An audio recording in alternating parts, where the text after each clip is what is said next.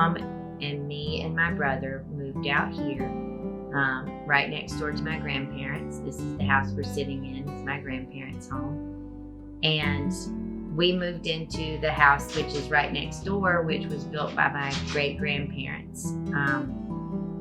And all of this land that's back behind us is pasture land, woods, and fields. I did have the ritual of burning herbs in the morning, and for a while I was just using what you bought at the store, which would be like white sage was the most available.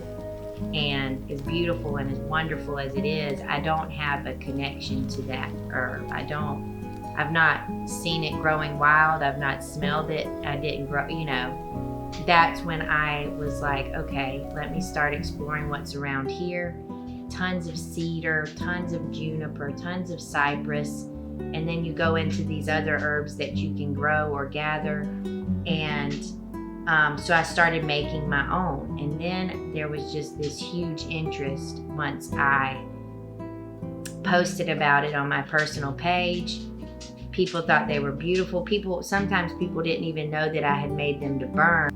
People were drawn to it. I don't even know if they knew exactly why, but it was like a very deep connection to these plants you grew up smelling as a child. There's just something in these little tokens that kind of draws you closer to the earth. They kind of slow you down. You get this like wild green smell from them, and it intrigued people and also bewildered a lot of people. They're like, what do you mean you burn herbs? So it's like definitely very foreign in like South Georgia in farm country, but at the same time it's something that we're so very close to as well. We all grew up with people in our family who worked on farms or who owned farms or who grew stuff or who raised animals or who grew up with their mama making them some sort of blackberry root tonic because they had a messed up stomach or whatever. I mean, we've all grown up kind of close to it, but it's very quickly forgotten too. I had a lot of wonderful people support me from the very, very start. Now that I'm going into teas and other different products, it's just been a very eye-opening experience that there are a lot of people looking for that connection, looking for that item that reminds them of home, that they can send to somebody that's moved to New Jersey, that reminds them of the pepper sauce that Granddad used to make.